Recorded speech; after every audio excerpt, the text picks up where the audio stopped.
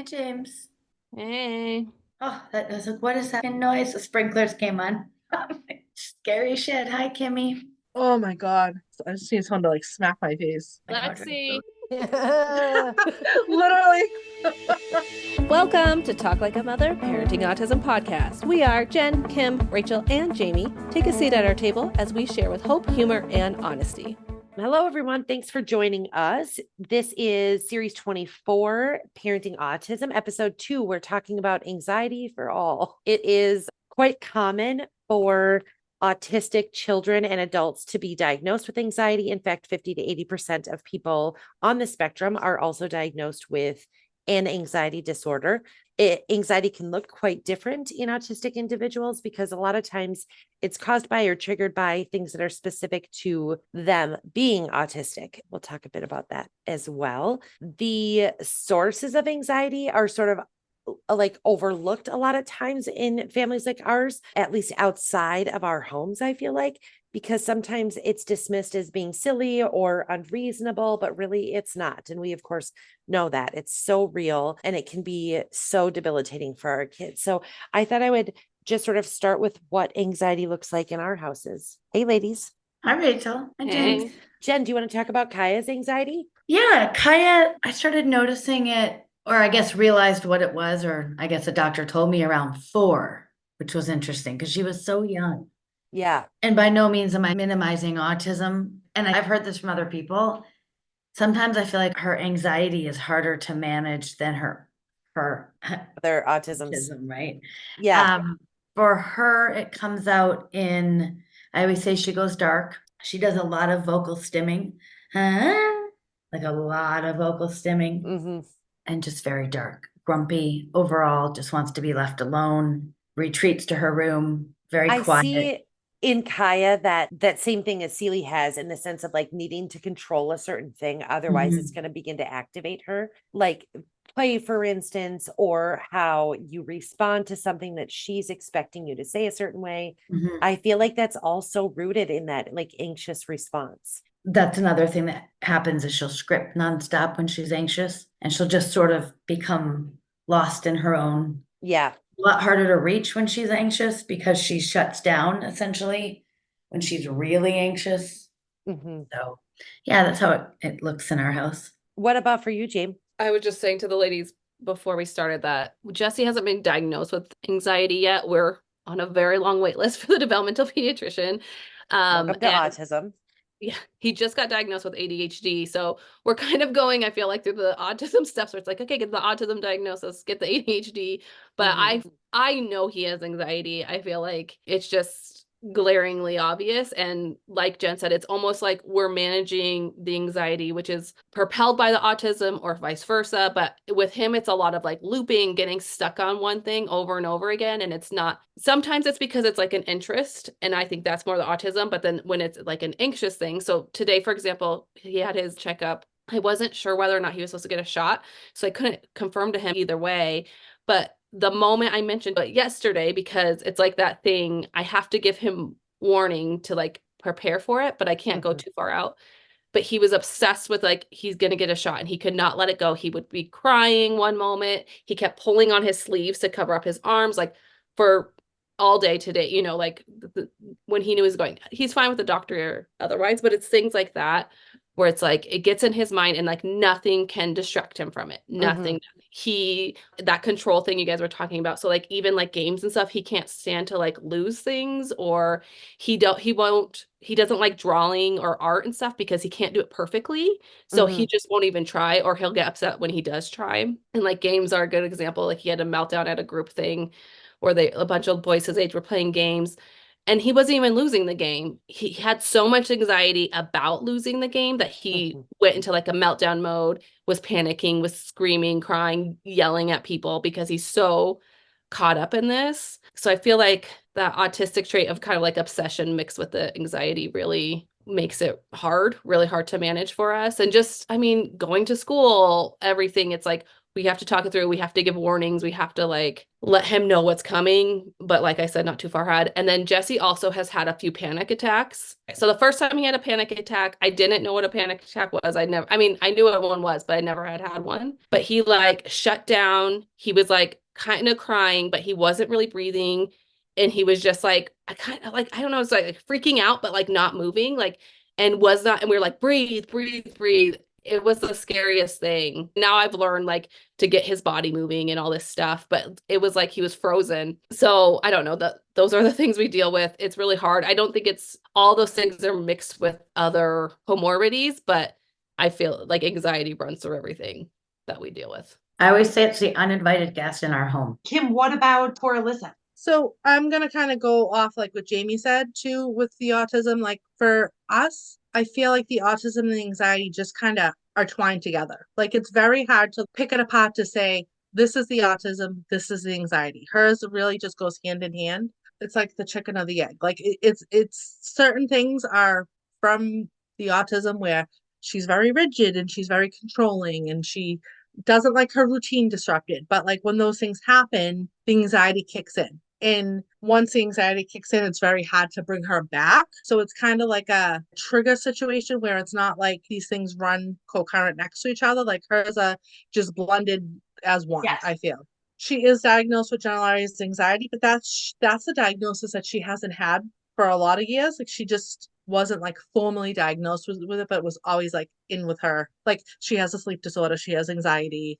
I believe she has OCD. She's not formally diagnosed with it. Psychologists really think it's her autism, not her OCD. But it like all these symptoms and stuff just really kind of like blend together. With Alyssa like gaining more understanding and more awareness of her environment and in the words and of things happening, her anxiety has definitely like picked up even more so than before because it's like she's understanding part of what's being said and then she gets very anxious. She only might hear one word or understand one word. And that one word will just like trigger her and get her like all worked up and anxious. And her face gets hot when she gets anxiety. And then she gets anxious because her face is hot and she's touching her face. And then like she's getting more and more anxious because she doesn't understand why It's such a her face is hot. snowball. That's something I can visually see and I know that it's happening, but I know myself from having anxiety and I have like 4 different types of anxiety, which is fun. So much of my anxiety is internal. You wouldn't know that I was having it. So it's like if her heart is racing, if she's feeling like she can't breathe, if her stomach hurts, like if her brain is racing to the point that she can't think straight, which are all things that happen to me, you don't see that. I can't see that. You know what I mean? Obviously, if I was like hugging her or something, I could feel her heart racing, but like I can see like when she gets hot, because that's a very physical symptom. And I can just imagine how it probably feels to her when her heart's racing, when her brain's racing, like really just completely takes over. And it makes it that much harder to bring her back down. Now, the past couple of years, she's developed some, I refer them to as OCD tendencies, where she has to like literally you can't move things. You can't my husband can't bring sometimes a sweatshirt into the bedroom because that sweatshirt wasn't in the bedroom the past couple of weeks. So when he goes to bring that, she goes crazy. The car keys have to be put on the table. She'll find them in somebody's pocket and she'll take them out of Neil's pocket and put them on the table. They have to be on the table. Or she'll lose her mind. Like it's not even like so it's like all these things that are just really triggering to her. And she has certain ways of trying to cope with things. Like sometimes she'll go and she'll move things on the table. She'll dump out water bottles. She'll peel labels. She'll like kind of do these things that I feel like just kind of like help like kind of calm her down.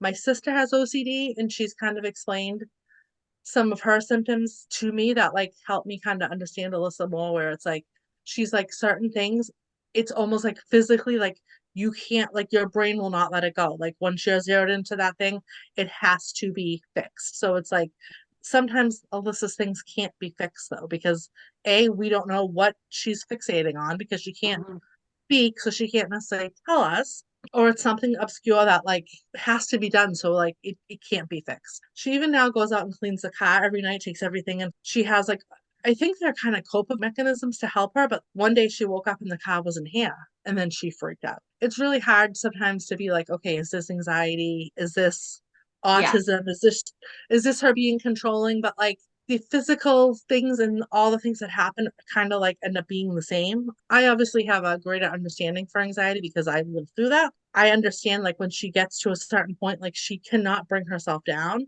Yeah. And then other times, like you just kind of have to let her ride it out, which is also very hard. I always say the A in autism stands for anxiety. I would imagine I don't have the percentages. If it's not 100% of people that are autistic have anxiety, it's like 99% because I just think the nature of autism is going to 50 cause to anxiety. 80%, 50 to 80% of people on the spectrum are diagnosed with anxiety. Now that's diagnosed. We know that that's not the whole picture, right? Yeah, right. Because I know for a fact Alyssa has OCD and she's not diagnosed with it. Like, and she wasn't diagnosed with anxiety until I think 22. Well, It's and just could kind of you what, imagine living in a world that's literally built for everyone else but you? Like, yeah. of course, it's gonna be freaking scary. Like you see those videos. I don't know how real or true they are. This is how an autistic person sees the world. Hell yeah, I would have anxiety. Like, The way sounds and lights and Mhm.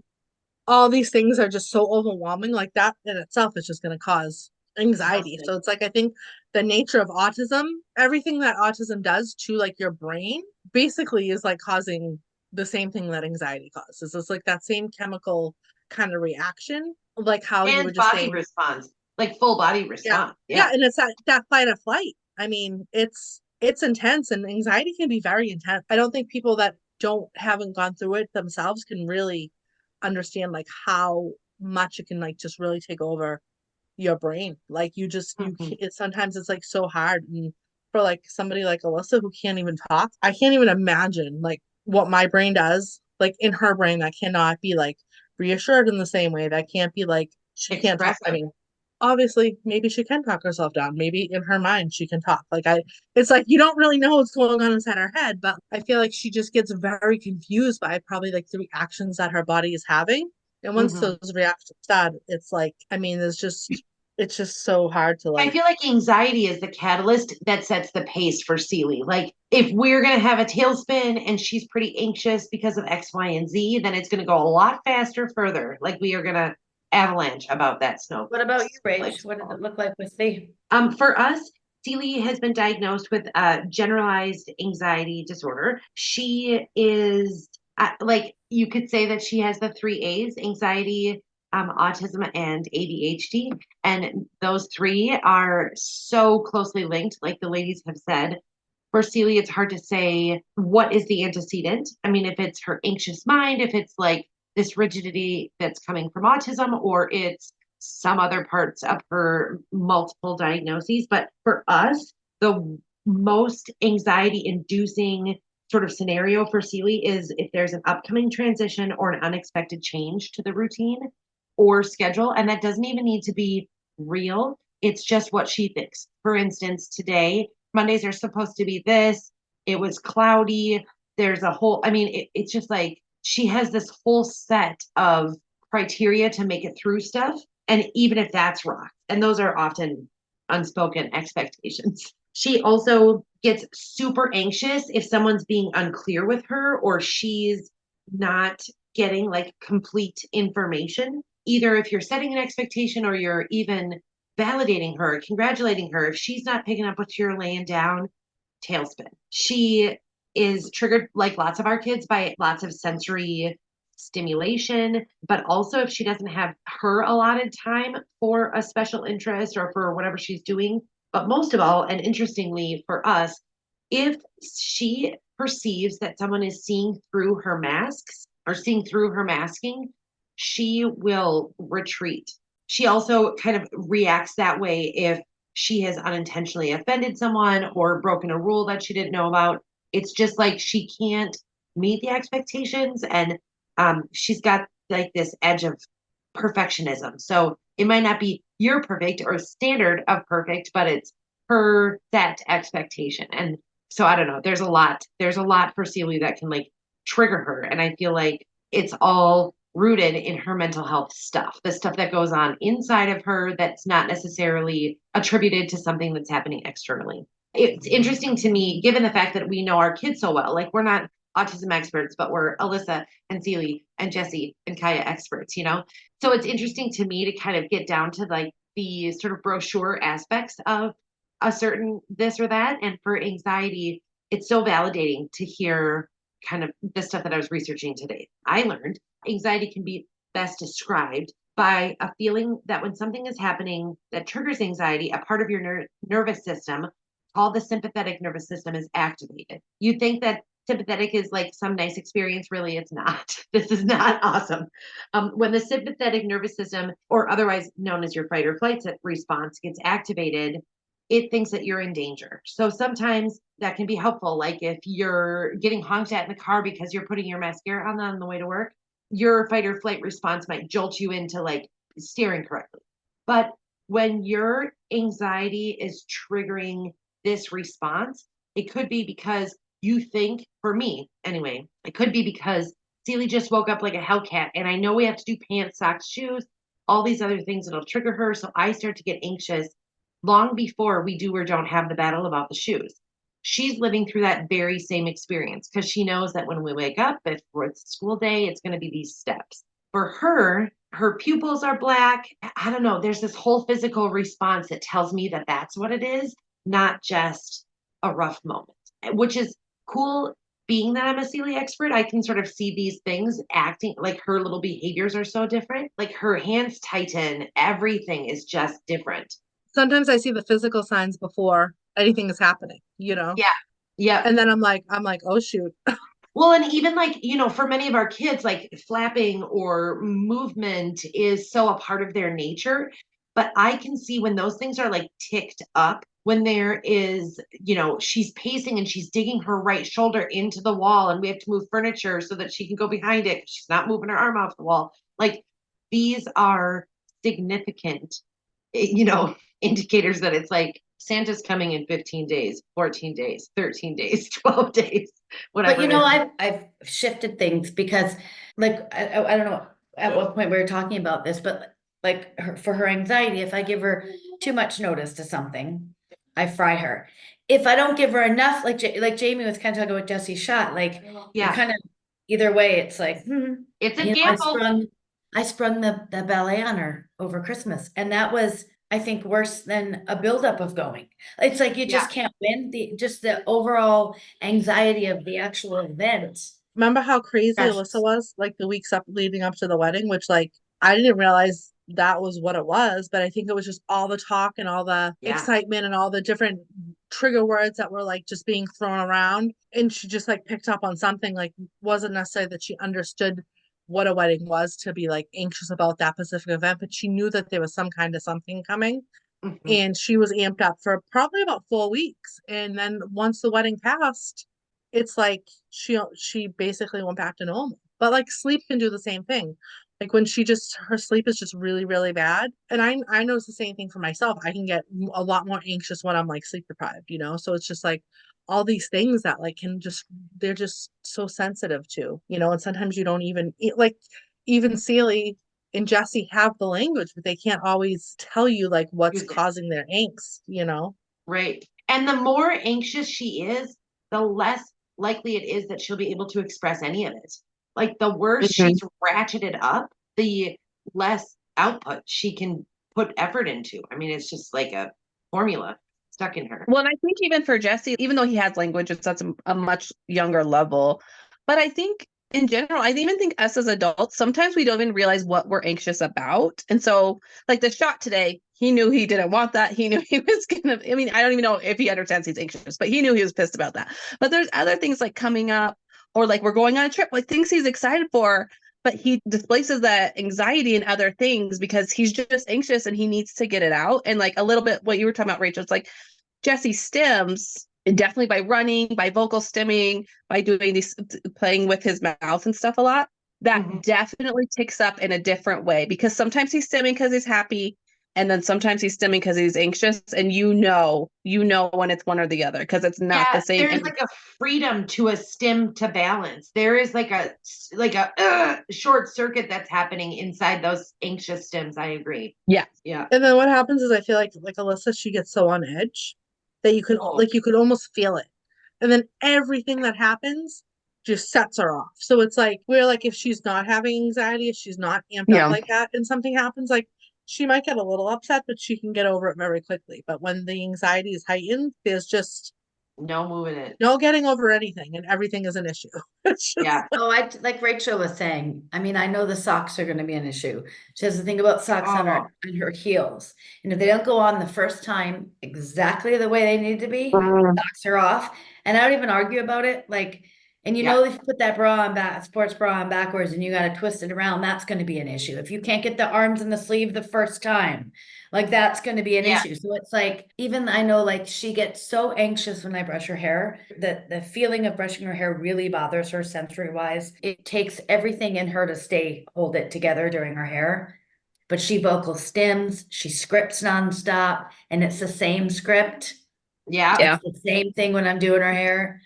Yeah, it's tough. I feel like our kids all, meaning the four of us, our kids all sort of do this like ritualistic situation when it's something like it's always this buildup. It's always this result, whether it goes all the way or it kind of just ebbs and flows a bit. It's still that. Well, and kind of what Kimmy was saying with the no-win situation, and not to go back to the shot again, but when it was time for him to get the shot after the end of his checkup, you know, the doctor leaves and the nurse is going to come in with the stuff. And I'm like trying to talk him through it. It's going to be an ordeal. It's not going to be easy. I'm going to have to hold him. I'm going to have to try to convince the nurse just to like put it in and be done. But, you know, they want him to be relaxed, also, whatever. Well, the nurse walks in empty-handed, just with like our paperwork. And she's like, I'm so sorry. We're out of the shot. Someone used the last one today. And then he starts panicking and she leaves the room. He was just panicking about getting the shot. And that was going to be hard. It was going to be the harder of the two scenarios. But he starts freaking out because in his head, he was supposed to get this shot. So you would think immediately he would be relieved as a kid being like, oh, I don't have to do that. Woohoo. But what happens in his mind is like, I was supposed to get this. I didn't get it. I didn't get the shot. And now, you know, something's going wrong. What I mean about these expectations, and they're her own. It isn't standard. I mean, let's be clear. It is what Celie wants, you know? I'm going to read to you guys a little bit about each of these 6 different anxiety disorders. I will say, if you're listening along with us, guys, and you feel like, oh, that's not what I thought anxiety was, I'm just going to give it like a little briefie on each of these. And also, there's many, many, many types of anxiety. We're going to talk about 6. If you ask the Google, there's 20 types. If you ask the Google a different way, there's 6. If you want to talk about it in a different way, there's 10. So certainly, this is just sort of a briefie overview so that you guys can get a sense of what it may look like. The anxiety disorders that I'm going to talk about today are a little bit more like the neurotypical description, but I think you'll hear in each of these all the different markers for the spectrum as well. It's so interesting. I mean, and also the crux of the whole conundrum, right? Ooh, Horcrux is what comes to mind, Harry Potter fan. Okay, so for generalized anxiety disorder, it usually involves this persistent feeling of anxiety or dread, which interferes with daily life. This can go on, like the frequency can be for months, if not years. So this is not like a hard day or like I'm fixing to get a report card kind of anxiety. This is like significant. The feelings of restlessness or being wound up or on edge are fairly typical. You're easily fatigued and you are likely to have trouble sleeping. Much more difficulty falling asleep and also staying asleep, which is straight comedy as far as it's wild. It's like you're describing me, Rachel. I know, this is all of us. You might have a headache. You have muscle aches, stomach aches, unexplained pains. And all of this, interestingly, is actually from your body's response to the fight and flight process. It is your muscles actually super trigger. So you could have all of these physical responses as well. And those are super real. I also think that our kids feel them, you know, talking about Alyssa feeling that like she gets purple because she's so red, or she rubs the small of her back because she's just pissed. It's like real. I mean, it's physically happening. Panic disorder, we discussed a little bit. It's interesting to know that the people with panic disorders often worry about when the next attack will happen, and they actively try to prevent future attacks by avoiding places, situations, or behaviors that they associate with their panic attacks. They can occur as frequently as several times a day or as rarely as a few times a year, and you can still have panic disorder. However, panic attacks, if you have panic attacks, it does not necessarily mean that you'll experience panic disorder, which is really something. I had the beginning of a panic attack today because I was staring at the sun accidentally while I was trying to take a picture. And I literally, like, my Jesus, whole Kimmy. body was like on fire. And then, so what happens, like, for me is like, the second I sat down, now I can recognize when it happens. It makes it so much easier to combat. But like, I get these really strong physical symptoms and I'm like, what is wrong with me? What is happening? And then Yeah. I go into like, It's going to be a stroke. a Oh my God, is this a huge- heart attack? like, I don't even know, like, I don't even have the thoughts, but my body physically reacts to the thoughts that I'm not consciously having. And then I'm like, oh my God, I'm so hot. I'm like, did something happen to me from looking at? Yes, So you just I melted literally your had to whole put on body cold through your water. retina. I had to put on cold the sink, and this is the daycare. These poor kids are probably like, what's happening? And I had to like just put my hands in the cold water to like bring the physical symptoms like out of my body. And in my head, I'm like, you're fine. You're fine. This is anxiety, but it's very scary when you're not, like, when you don't know that. Like, this has happened to me. Like, this happened to me in a store, and I like almost had to get an ambulance because it was like it's also like when you don't know what's happening and you get these sensations, it's like it really is so scary. Like, it's yeah. But it's like now I can talk myself out of it because I'm like, okay, this has happened many times and I'm still alive, so it's all right. Kimmy, calm down. You're just turning purple from a panic attack. It's okay. Yeah, it's okay. You didn't melt your retina. I'm like, So I'm not ash. I'm not turning to ash. I'm fine. Yeah. The hallmark feelings that Kimmy is talking about in regards to a panic disorder and the panic attack happening is often pounding or racing of the heart. You're actually physically sweating, trembling and tingling. You're tickling people. So you're trembling or tingling sensations. You might have chest pains. You definitely are feeling this impending doom, or you're out of control, or that you're so numb from it that you are just reacting, like Kim was explaining. It's fascinating. I get extremely dizzy too from it when it happens to me. Yeah, because I was reading this whole thing. Your blood goes, the oxygen, like there's something about like your body's physical response, and it takes the blood out of your brain. So you get all like, whoa, like it's actually really happening because the blood goes to your muscles because it's contracting or something. Okay, so the third type that we'll discuss tonight is social anxiety disorder. Now, this one in particular, the traits are so similar to that of autism trait. Social anxiety disorder is an intense, persistent fear of being watched or judged by others. For people with social anxiety disorder, the fear of social situations may feel so intense that it seems beyond their control. For some people, this fear may get in the way of doing work, attending school, or doing everyday things. People with social anxiety disorder may experience blushing, sweating, or trembling, pounding or racing heart, stomach aches, rigid body posturing, which is straight up Flanagan. You can see it happen. Speaking in I don't have this one. Yes, no, you don't. Or speaking with an overly soft voice, difficulty making eye contact or being around people that they don't know, feelings of self-consciousness or fear that people will judge them negatively. Yeah, that just sounds like a whole boatload of autism right there. Social anxiety disorder was previously called social phobia. People with social anxiety disorder have a general intense fear of and anxiety towards social and performance situations. They worry that actions or behaviors associated with their anxiety will be negatively evaluated by others, leading them to feel embarrassed. This worry often causes people with social anxiety to avoid social situations. Social anxiety disorder can be manifested in a range of situations within the workplace or school environment. The last two are pretty quick. Separation anxiety is often thought of as something that only happens for children. However, adults can be diagnosed with separation anxiety disorder as well. People with separation anxiety disorder fear being away from people that they're close to. They often worry that something bad might happen to their loved ones while they're not together, and this fear makes them avoid being alone or away from their loved ones. They may have bad dreams about being separated or feel unwell when separation is about to happen. Or it makes you like uber controlling. Because I also have this. I think I'm not diagnosed with it, but like Neil called and told me that you do. This is one of yours. I know, yeah.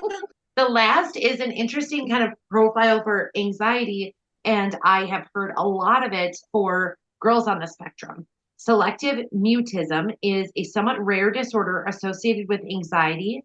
Selective mutism occurs when people fail to speak in specific social situations despite having language skills. Selective mutism usually occurs before the age of 5 and is often associated with extreme shyness, fear of social embarrassment, compulsive traits, withdrawal, clingy behavior, and meltdown.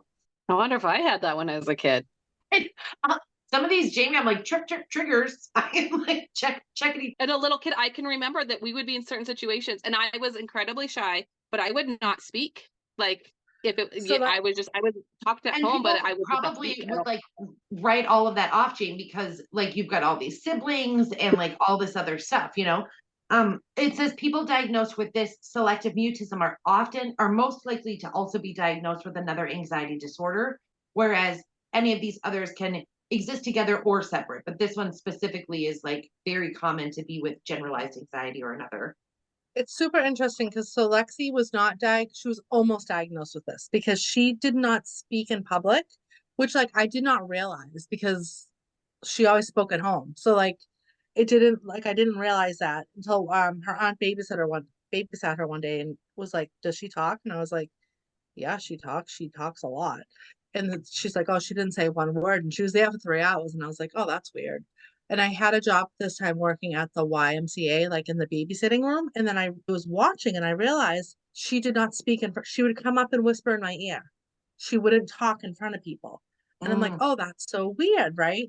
And then I brought it up to the doctors and they were just kind of, she's like, "Yeah," she's like, "There is this thing called selective mutism, which she could have that." And they just kind of recommended like to like put her in preschool. And I got a job at a daycare, but like I was her teacher. So like it, obviously helped, but time after time going to parent conferences, they're like, "Yeah, she really doesn't talk a lot." Like she would talk to the teacher, not the other kids.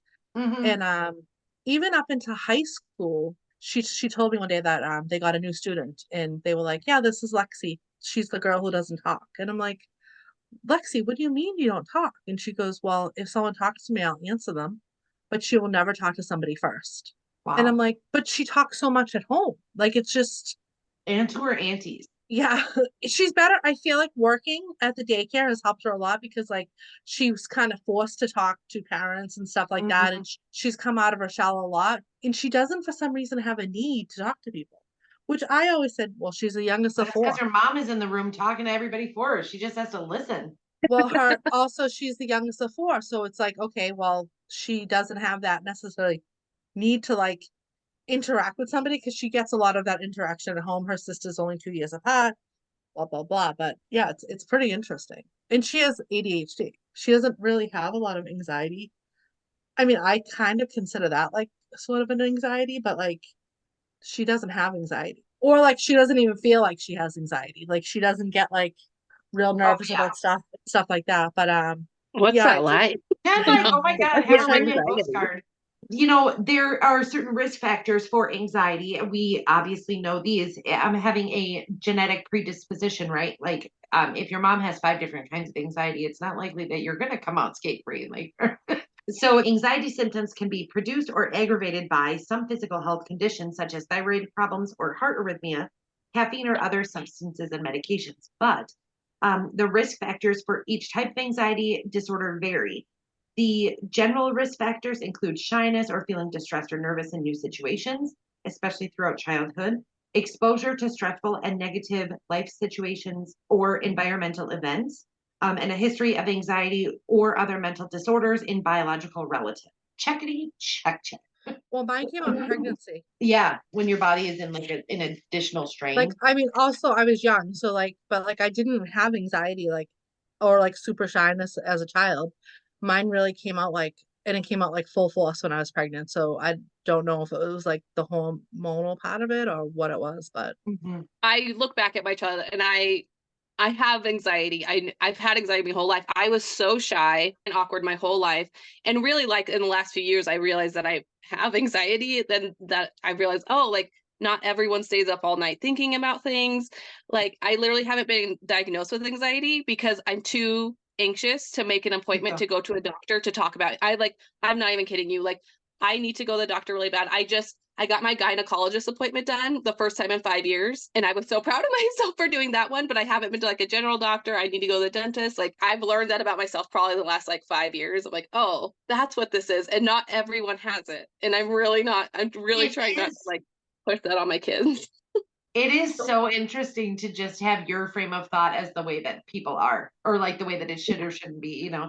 I feel like for us, it's natural to make these accommodations to help our children to not have to navigate these things. And the goal for all of us is that hopefully, if we can identify these things and help our kids, they can become a little bit more self-aware. They can have problem-solving techniques, whether it's like rubbing the small of her back or showing you, or, you know, like coming to you for help. And that as a family, for us, we have coping skills to be able to deal with the sources of anxiety. One of the coolest things that I learned in my recent treatment for my own mental health was a trick to bring down your fight and flight response. And I've used it on the daily since. I have to use it every day. So I'm not sure how great of a trick it is, but the premise is that it validates that thought that we've all said, that anxiety and excitement sort of feel the same. Your body has a very, very similar response. So if you are in the throes of anxiety, you know, because you have to put your kids' socks on soon, or because they're fixing to leave the door, or because the principal called, or whatever it is, if you can convince yourself that you are excited by repeating, I'm excited, get excited, I'm excited, get excited, like 3 times, and do this like little chant inside, you can flip your mind to believing that you are excited, not anxious, and you fall from excited wicked quick and painlessly. You know, you're like, oh my God, I got the red starburst right at the top. And you're so excited about it. And then it's over. But in panic, you're like, oh my God, I'm going to live like this for 10 more days. Yeah. My body keeps responding. If you trick yourself in, then you can fall quickly, which I can say has worked for me. And it's something that we do with Sealy, you know, right when you can like stop a meltdown because of sarcasm, not the kind that we're going to throw tables and like do the stuff, but like, you know, if you can catch it early. Her anxiety is debilitating for her.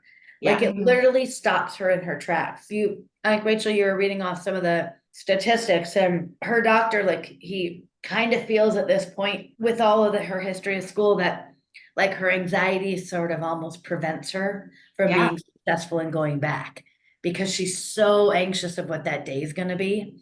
I walk such a tightrope not to trigger that anxiety. I know not to play music. I know not to sing unless I am authorized to by the young princess, not to hum. There are things that set her off that really trigger her anxiety. And Well, so even words she has, right, that you can't say. yes, trigger words. That's the part people really don't understand. It's like anxiety can crush our children. Yeah. Like I bought tickets to Sesame Street Live, and everyone's like, well, why aren't you giving them a turn for her birthday? That's not the May 24th. Are you kidding me? Yeah, It's no. only April. No. Yeah. We'd be done. Like she'd be fried before we even got there at the countdown to the sleeps. That Yeah. has been really something that I've been able, and I can see it in all of us, that we've been able to dial in the 5 years since discovering Seely's autism diagnosis in our house. It's like this line of prepping her and preparing her and telling her and getting her excitable about something. Yes. And absolutely driving yourself into the grave. Like, you know, how many things we tell her, how many things we say, like how many things we show her. When it's all working seamlessly, you could show her a YouTube video and set the tone. But what if you get there and that ride is broken? Or we didn't park in the parking spot of the YouTube video. I called every day about the hotel. Is the slide working? The pool's working, right? Because it just takes one experience of doing that, and you're you wrecked. just know, yeah, Yeah. you just like never again, never again. For Alyssa, like you can't even prepare her, because the idea of even things that are enjoyable to her, like her trigger word is vacation. Like that is the most ridiculous trigger word I've ever heard in my life. Because if you even say the word, it gives her so much anxiety, because I think it's just a bunch of unknown stuff.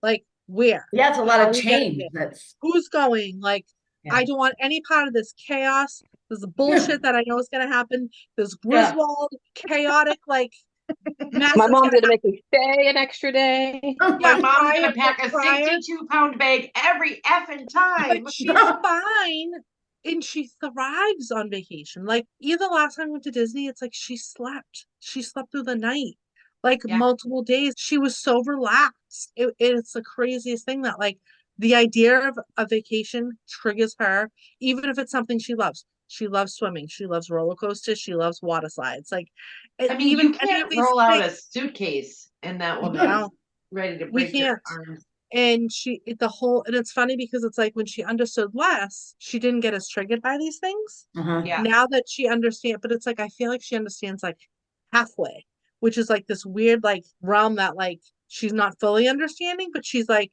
gets some of the concept, and so then she'll just shut it down. Because if her biggest trigger is being confused. So once she feels Yes. confused or doesn't understand what's going on, that really causes such angst in her. You can see that she shuts down because she's in that mode. Now you can't even compute more that could come in because you're just done. Even if I'm nothing like on the phone talking and just even say the word, she'll start yelling from the other room. It's like, Mhm. like I might be like, oh, there's a girl. Oh, I have 2 people out on vacation this week, and she'll be like, no, like, you know, You're like, I didn't it's say a just, word. well, it's so hard because it's like it's embedded in you to prepare your children when your children have autism. That's what all the professionals tell you. You need to prepare them. You need to prepare them. She needs to understand what's coming. And like, yes, there is truth to that, but like Jen says, Here. sometimes it's like this sweet spot of like you can't tell them too far ahead. You I can't can't not have a prepare visual them. calendar for her. Oh my God, Because the she will calendars can go to obsess. hell.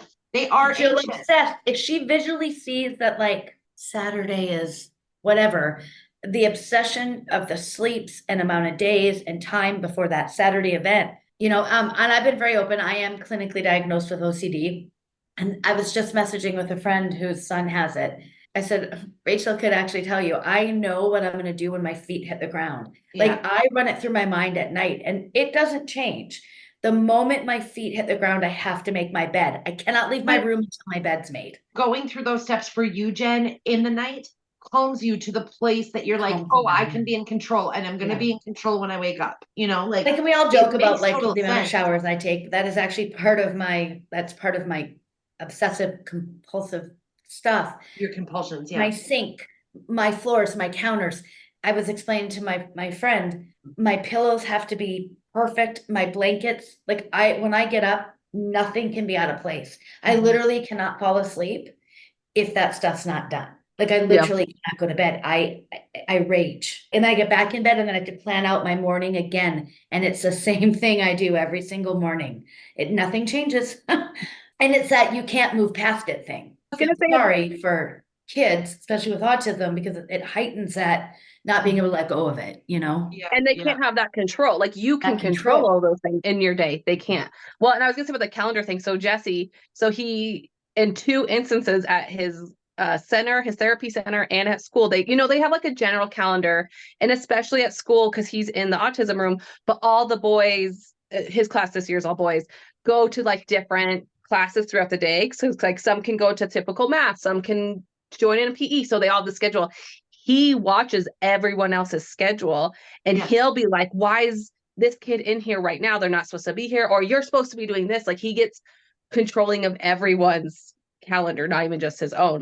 Obviously the teacher's like, I can't do this. Well, it's like what happened with Alyssa a few weeks ago, and I'm not sure, I might have already mentioned this, but like she had an incident in the bathroom that like she got upset about. She wasn't getting over this little hump, and they were on their way to the library. They were on outing to go to the library. So the group ended up leaving without her, which I'm Oh, sure God. before this, it was like, we're gonna do this, and then we're gonna go to the library, and then we're gonna come back and have lunch, or like, how they kind of go over that stuff. And they were like, yeah, she's really upset, and we can't calm her down. And I'm like, yeah, because you told her she was going to the library, and then you sent her class and her teachers to the library without her, which I understand that they might have been on a time constraint with the van, with the library. Anxiety has nothing to do with consequences, natural or not. It has nothing to do with it for our kids. And even though we had to go and get her, so her dad went Yeah. and got her, and she didn't want to go with him. She wanted to go to the effing library. And just wanted to be like, what don't you understand about this? Like, and there's nothing you can do to fix this unless you bring her to No. the library. Or you just have to let it get through it. And she was And upset. if Neil had brought her to the library, she didn't go with her class in the van like she's supposed to. Yeah, There is it's no that fixing it. expectation was broken. Yeah, so they can't get her off because she's on a puddle on the ground. They can't, that she tried to leave the school. They had to physically barrier the door because she tried to keep going out the door. Like, which I don't know if in her mind she just thought the van was outside. They're like, and they've never seen this from her before. They're like, yeah, we had to physically block the door. And it's like, because she has She's a task going in to her the mind, library.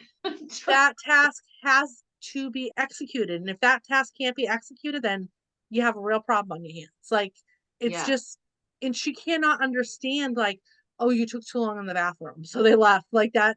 There's People think no, it's optional too. It's not an attitude problem. Alyssa's not trying to do this. This is like not a choice. It's happening to her. So her school told me that if she starts something, even if it's like a pamphlet, like a booklet or whatever it is, they're like, Kaya cannot move past it until that page is done.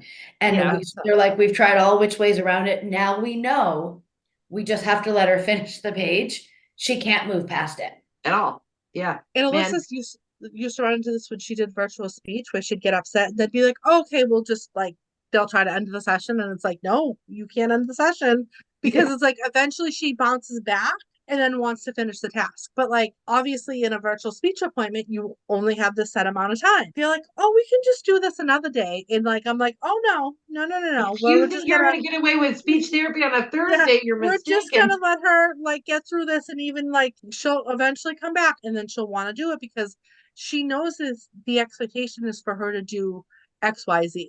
So even if Mhm. she's pissed off about it or upset about it, she needs to like be able to execute that. And when she's not able to execute that, I mean, you got like literally a tornado in your hands. So this is the thing. If you want to treat anxiety, you either need to do as our kids say, or you can try things like cognitive behavioral therapies. There is acceptance and commitment therapy, which is like, there's exposure therapies. You could do antidepressants or anti-anxiety medications. There's beta blockers, but basically you have, that rigmarole of choosing the right medication, getting it dialed in, hoping your hormones don't change or your kids don't grow taller or gain any weight and make the milligrams cockamamie. Or you can be like Alyssa and blow out the candle. That helps her. She can do that now. Yes. Blow out the candle, and she goes, So cute. I love that, like, Seely counting to 10 or doing deep breaths looks like my panic disorder. Like, it's like so extra. Anyway, there's obviously skills that you guys can listen back in all these other episodes. We talk about anxiety almost as much as we talk about autism because it's just so intertwined. But I'm glad that we were able to give you kind of a synopsis of the whole deal. We stand in solidarity, moms, dads, all of our listeners, the therapists, and everybody for this post. We always post our episodes on social media. If you have a tip or a trick or some sort of new fandangled autism thing that isn't mushrooms on the Instagram or some stupid vitamins and essential oils, we are more than happy to hear about them. Please comment. Before we go, let's have an opportunity for one last thing. Anybody have a hot topic burning? I have nothing earth shattering. It's really not a one last thing. It's just like a little shout out to the volleyball team of teenager boys. They're at their hotel this weekend for my daughter's birthday. We're in the pool and about 50 to 75, and I'm not exaggerating, teenage boys descended upon this area. My daughter was very happy. I was like, this is my dream. Oh my God, she was just in the pool stimming her little heart out. She was so happy. A lot of them stayed in the workout room and they were working out, but I'd have to say to those parents who I'm sure probably are not listening, however, you never know who it's going to reach. The nicest, most polite, their language wasn't like slinging all over the pool. They were careful not to hit the kids in the pool. They watched. One of the little boys that was at Kaya's party is autistic, and one of the kids, and I have to say his kid was 17. Cashton really took a liking to this boy to play catch, and this kid played with him for an hour and a half. He chased around the stuff. They went in the water. They went down the slide together. The kid just gave him the attention that he wanted. So I thought those parents, I don't know if it's a sports training, but they were some nice kids to our children in that pool. I love that. Thank you, That's Surrey awesome. Boys Volleyball. And also, I was really glad they were on our floor because when we were screaming in the middle of the night, nobody cared. And it didn't matter. No, it didn't matter. That's my one last thing. A feel good moment. well, today was day one on my diet, and I failed. Oh. Day will start tomorrow. I had a really bad headache, and then Neil bought me cupcakes and 2 candy bars. So I'm like, well, I guess the diet will start again tomorrow. It happened. I'm eating jelly beans. I tried. Can't go to a concert One like last we thing. used to. If you're the patient that got the last goddamn vaccination this morning or this afternoon, suck it. That's for my aunties. Some 9-year-old out there taking the last. How dare you? Sorry. And also check before we come in, just to let me know, Other than that, I don't really know. I have a lot of things that I'm a little irked about, but I don't feel like ranting right now because I'm going to work myself up about it. But maybe next week. I'll come back to you next Gonna week. hold it in for a week. It's gonna really let it go on Monday. My one last thing is I, because of Jaime Ramos, have gotten into more reading, which was my 40th year goal. So I'm there. I'm doing it mainly because of Jaime and Harry Potter and the book club and Jaime. But I think I mentioned recently that I was reading Finding Margaret Fuller, which was extraordinary. Well, I was like so deep into this book, I ordered Rebel Wilson's book that just came out this week called, hold on, Rebel Rising. I keep switching it up. Anyway, it's called Rebel Rising. It is fantastic. I'm like underlining in all sorts of colors and flipping pages. I mean, it's very good. I just love a story of like, That's why she's all over the oh my God, I love her so thoughts about her much. lately. I'm like, now it makes sense why. Mm-hmm. And then like, every chapter I'm loving her more. So that's what's happening over here. I'm sad that I didn't buy this audiobook because she's Australian. That was a real missed opportunity. Rachel loves Australian. I love an accent. I'll tell you right now, she loves it. Uh-huh. I can't remember what we were talking about, and you're like, an Australian accent. Have a great day, everyone. Thanks for being here and listening. Bye. Bye. Hope this doesn't make you anxious. Thank you for joining us for this episode of the Talk Like a Mother Parenting Autism podcast. If you are enjoying our podcast, make sure to rate and review us wherever you listen. And if you'd like to support us, you can become a subscriber. Just check out the description of this episode. Give us a follow on Facebook and Instagram for more content, and we'll see you next time.